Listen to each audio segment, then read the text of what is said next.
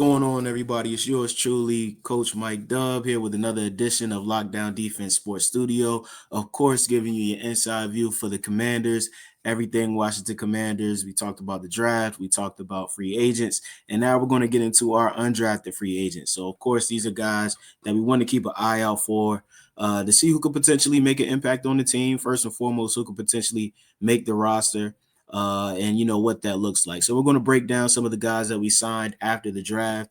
We're going to break down some positions that we may need, and then also get into who may potentially make the 53-man roster. So, of course, when you start thinking about the 53-man roster, I guess a lot of people, the first thing you think of when you hear undrafted free agents is you automatically want to go after, who are the guys that are the best out of the bunch, or, who's the fastest, who has the best hands, who's the best tackler, who's the best ball hawk, whatever the case you want to make for who are just the best players out of the undrafted free agents. But contrary to popular belief, I feel like majority of the decisions that are made on the 53-man roster are based off of numbers. So one of the things that we have to consider is what positions of need are really standing out as far as depth.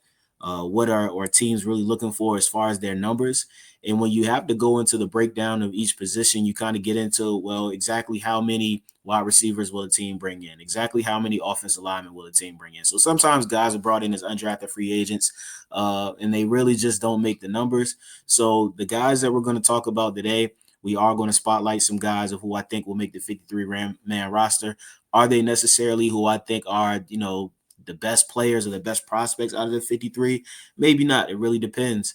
But really, the guys that I chose to really focus on are guys that I think are going to make the roster based off of the numbers, based off of the depth, and based off the positions that we really need to fill out in order to round out the roster. So to get started, we just wanted to look at some of the names in general.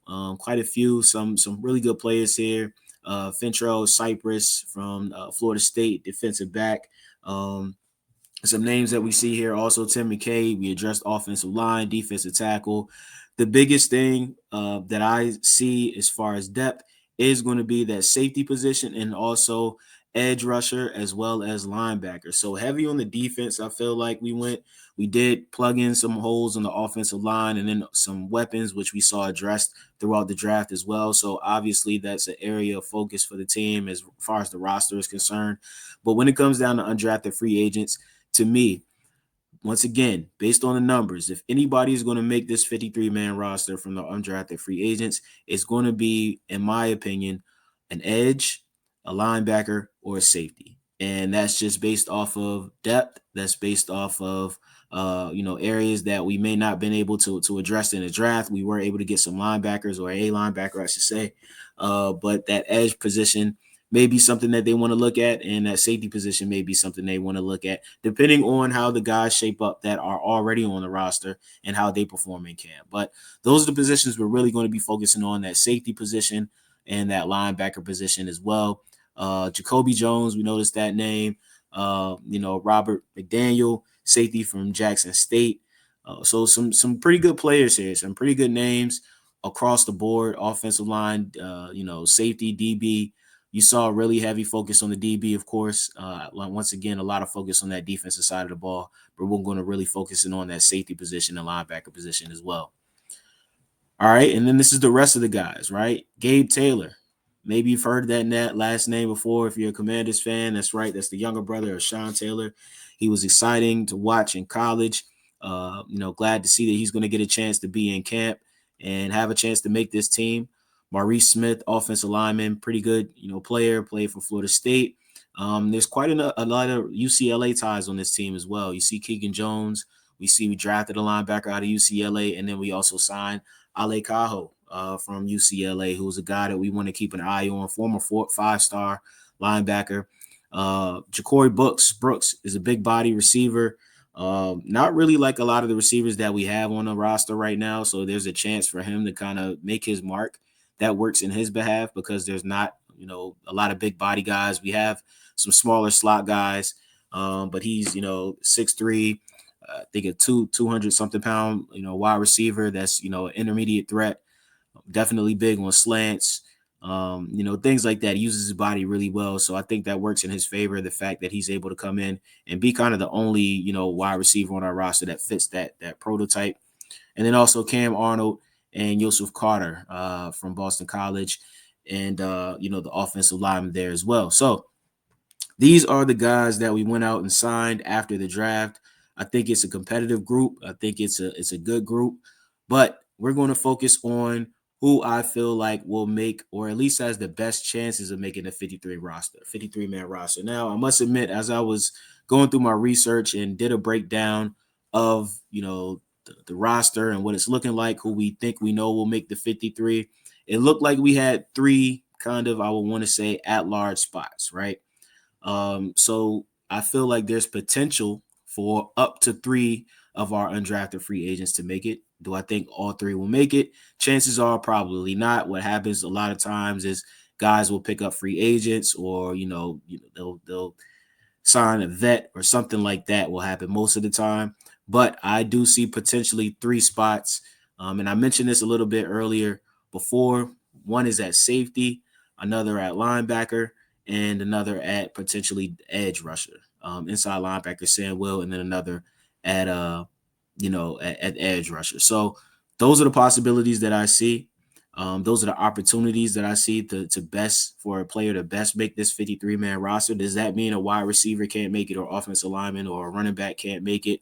No, doesn't mean it that's going to happen at all. You never know what happens, how things shake out.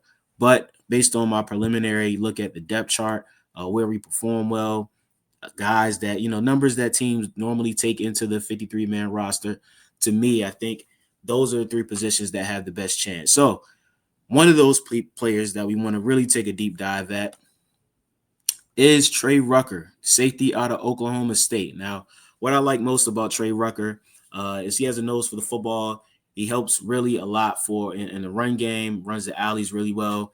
He's kind of like a box safety for the most part, and really just loads up on tackles. He was one of the standout safeties, one of the standout DBs in the Big 12, and really is going to help out a lot in the run game, or has the potential to help out in the run game. But most importantly, with any undrafted free agents, is his ability on special teams. I think he could really help out on special teams.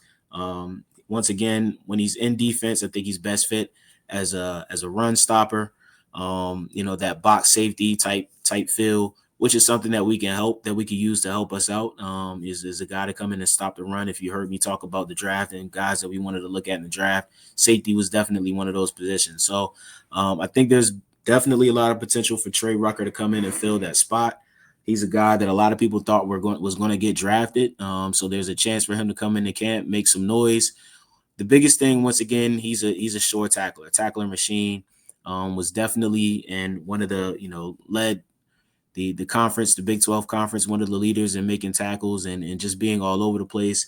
And that's something that we're going to need in a division going against Saquon, and a division that we're going to need to make some plays on defense if we want to win some games. So Trey Rucker is a guy that I see on the lookout. I really like him at that safety position.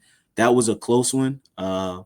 It was really between Trey Rucker and also Robert McDaniel, who is the safety out of Jackson State. That was another guy it was between those two. I feel like one safety, had a chance to make it, and they were neck and neck. But overall, I think Trey Rucker has what it takes.